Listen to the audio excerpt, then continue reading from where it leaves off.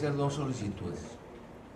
Primero una, definir la naturaleza de esta participación mía en estricto sentido como charla. Y segundo, que pudiera subir la doctora Irma Borges aquí para que me auxilie, porque el tema que voy a intentar desarrollar con ustedes tiene mucho que ver con la responsabilidad que ella detenta ahora en el sistema educativo. Y les voy a hacer partícipe de por qué me retiré a atender una llamada ahorita. Sinaloa fue declarada sede.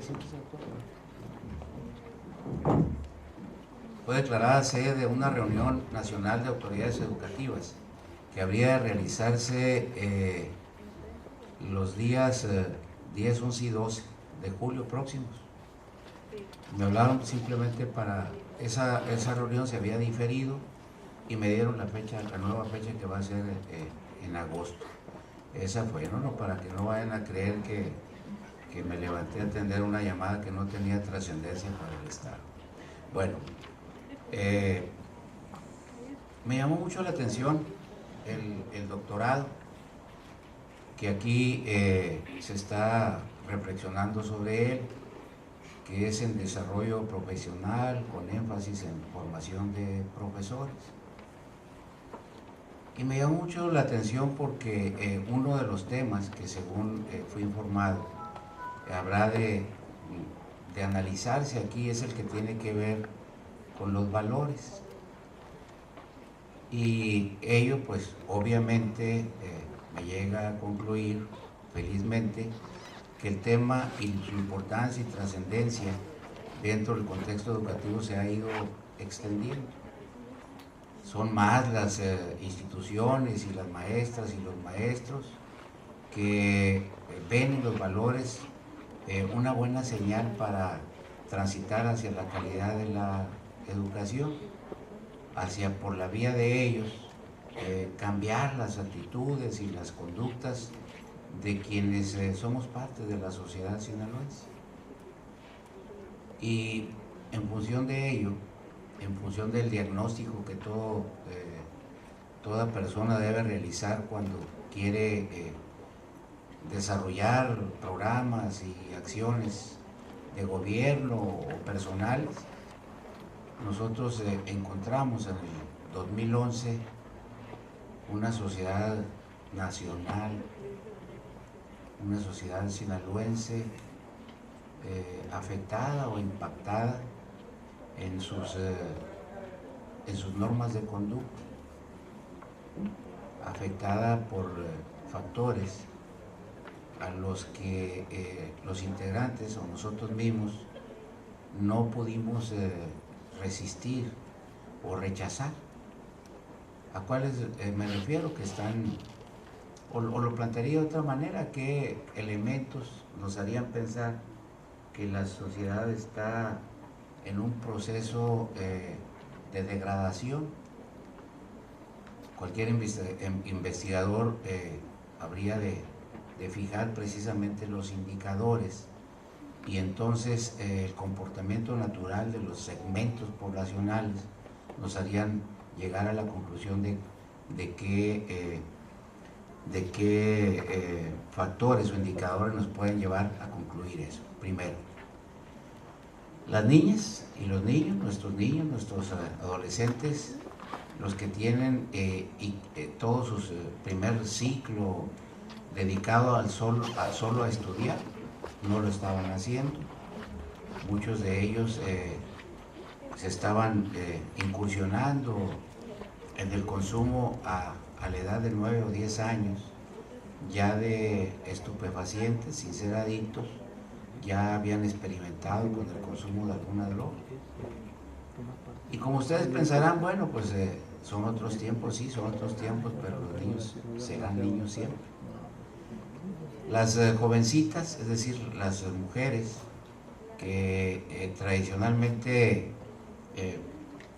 empezaban después de sus 15 años a hacer vida social, y con la vida social también de repente por ahí consumir una cerveza o alguna bebida con contenido alcohólico, pues ahora estaba iniciando estas actividades a los 11 o 12 años. Se empezaban a perder la vida de muchísimos jóvenes, y cuando no se perdía la vida, los internaban en las penitenciarías, que ahora pomposamente se le llaman centro de las consecuencias jurídicas del delito. Y en realidad pues no siguen siendo más que penitenciarías. Después transitó este concepto de centros de readaptación social, y como vieron que casi nadie se readapta, le cambiaron también de nombres. Por cierto, yo participé en eso. Siempre que veo una iniciativa que tiene que ver con la posibilidad de cambios y cambios favorables, se abraza uno a ellos. He participado en varias. Aquí también en Sinaloa se dejó de llamarle policía judicial por policía ministerial. Regreso ahorita a los indicadores de degradación social. Pero, y cuando discutimos en la Cámara de Diputados si esto realmente haría cambiar, primero que nada, el comportamiento y la conducta de los encargados de investigar los delitos, dijimos muy probablemente no, como así ha sucedido. Pero siempre son elementos que a la gente le hacen pensar que quizás las cosas cambien y se transformen para bien, cosa que no sucedió. Y ya, pomposamente ministeriales, pero las quejas de la ciudadanía sobre su conducta es la misma. Les decía que la edad del mayor número de internos en las penitenciarías va de 19 a 30 años, y la edad del mayor número de personas que participan en hechos de violencia va exactamente en la misma dirección. El número de personas adictas también se ha incrementado, y se ha incrementado el número de drogas a las que se puede tener acceso. Yo recuerdo que en mis tiempos, hace ya muchos por cierto, el que decía que se apartaba de las normas de conducta tradicionales era el que estaba inhalando tino. Era a lo que se tenía acceso en ese momento, y ya después llegaron otro tipo de drogas a las que ahora están familiarizadas con sus nombres, fundamentalmente nuestros jóvenes. Ese es otro indicador también de degradación social. Ya no se digan los 60 o 80 mil muertos de los últimos 6 años, en donde, como ya les dije, la mayor parte eran jóvenes. También en las escuelas empezaron a presentarse lo que se denomina embarazos prematuros, embarazos de niñas de 14 o de 15 años, cuando esto no sucedía ni en preparatoria. Por ahí alguien en la facultad salía embarazada y era todo un acontecimiento, y ahora, por desgracia, ya hasta con naturalidad se está observando este fenómeno. Eso nos lleva a indicar que, comparadas las cifras con 10 años antes, obviamente no nomás por el incremento de la población, sino que algo no estaba funcionando bien, y llegamos a la necesidad de organizar un primer congreso internacional, luego un segundo, que aquí hay muchos de ustedes que fueron en ese momento y siguen siendo ahora parte importante de este proceso de reconstrucción de el conocimiento, práctica y enseñanza de los valores en el sistema educativo. Llegamos pues a la conclusión de que había que, por la vía de los valores, reforzar la formación de la sociedad sinaloense, porque esto que nace ahora en el sistema educativo no es exclusivo, no pretendemos que sea exclusivo de él, sino que también pueda trascender a todos los sectores sociales, que han también expresado su interés y la coincidencia en que a través de este instrumento de los valores pudiésemos recomponer el tejido social que ahora en estos momentos está agrietado. Y cuando hablamos de la formación de profesores, recuerdo muy bien porque uno dice, ¿qué es lo que pasa con los maestros? ¿Qué es lo que sucedió? ¿Por qué ellos no son parte fundamental en la consolidación de los valores en las niñas y en los niños?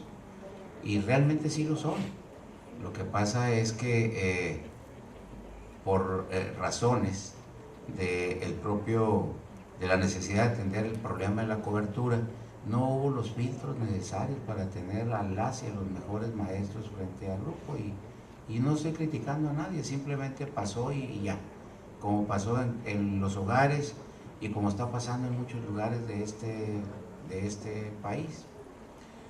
Entonces decidimos organizar e iniciar con ello un proceso para que los valores sean parte del sistema educativo, incluyendo a los propios maestros.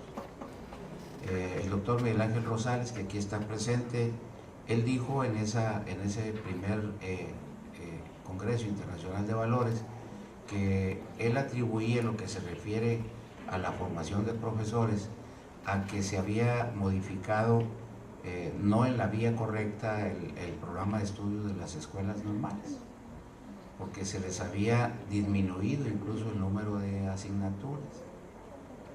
Y al disminuirse el número de asignaturas y probablemente sustituir unas por otras, también se perdió, sin intención desde luego, el rumbo en la formación de los maestros.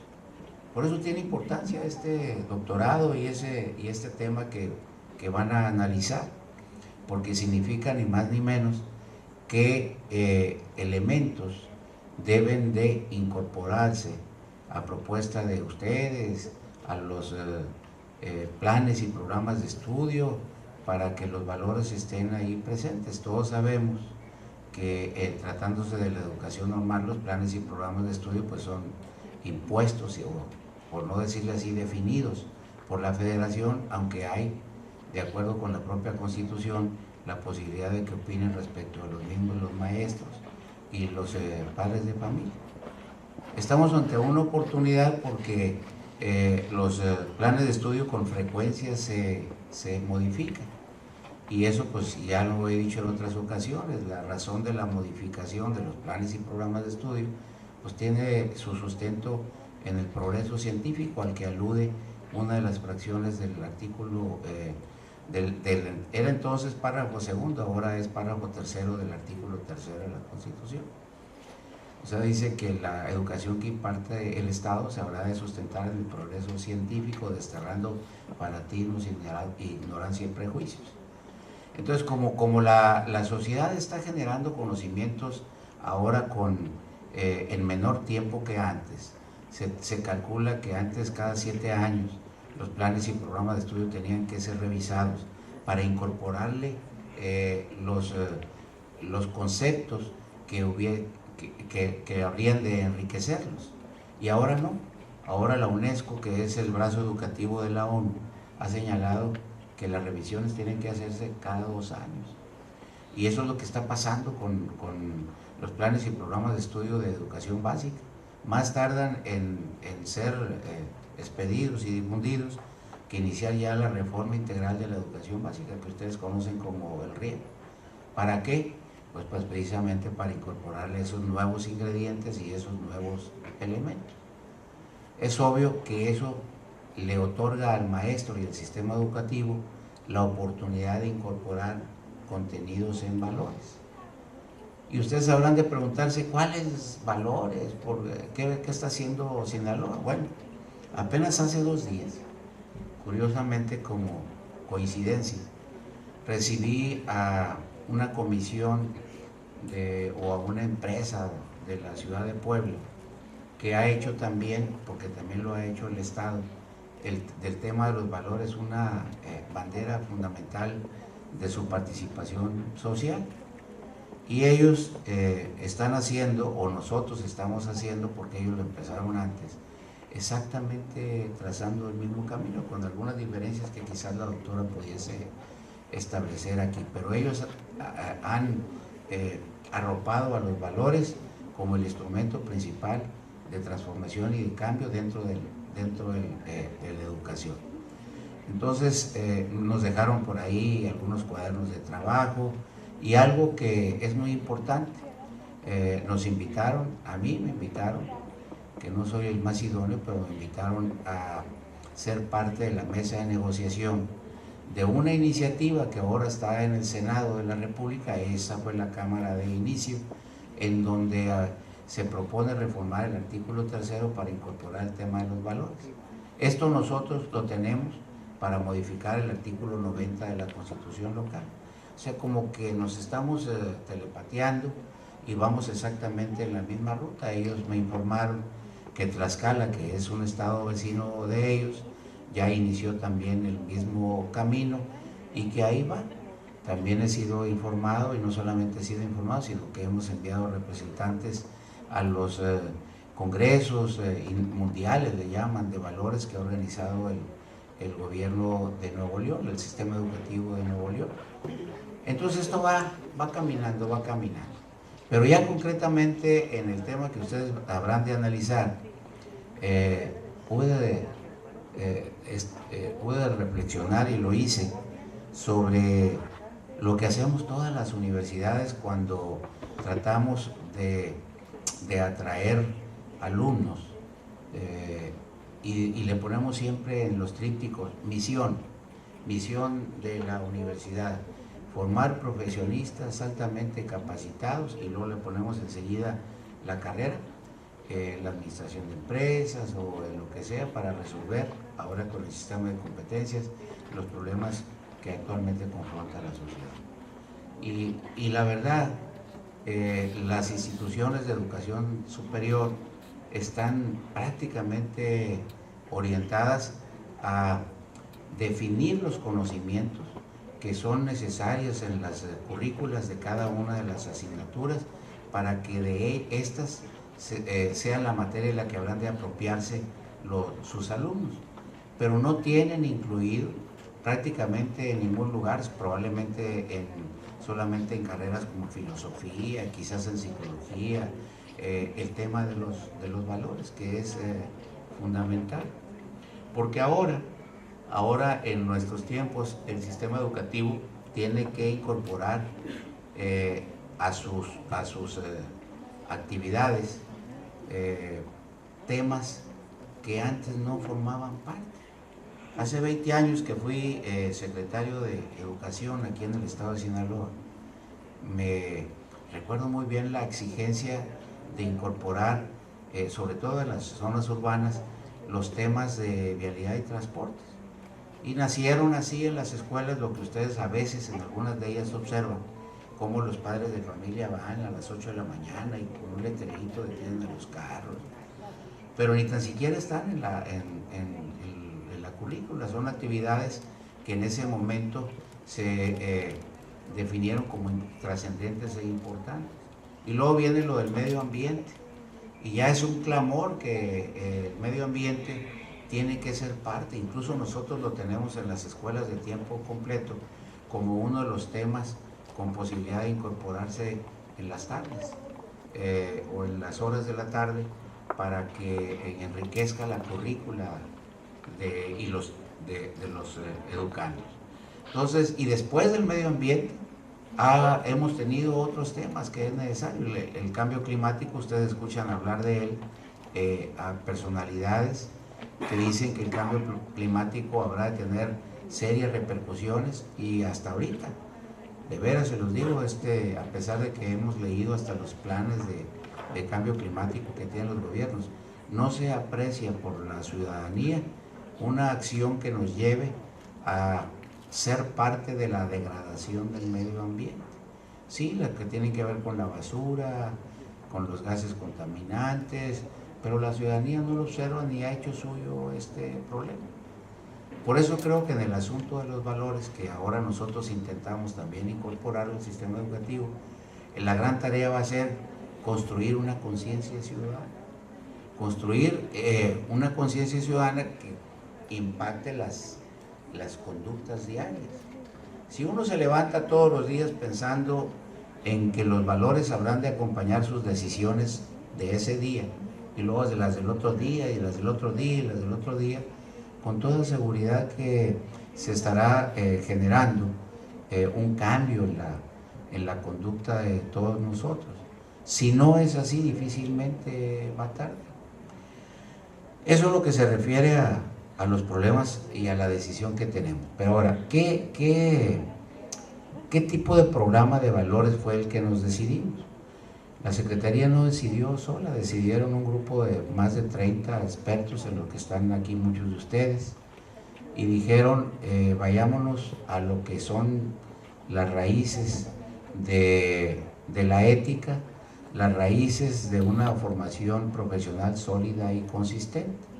Y los expertos las encontraron en una propuesta de la ética nicomaquea, probablemente de Aristóteles, en donde él habla de 4 virtudes fundamentales, que ya las conocen ustedes, que son la justicia, la prudencia, la templanza y la fortaleza, y a partir de ella arropar los valores. Este tema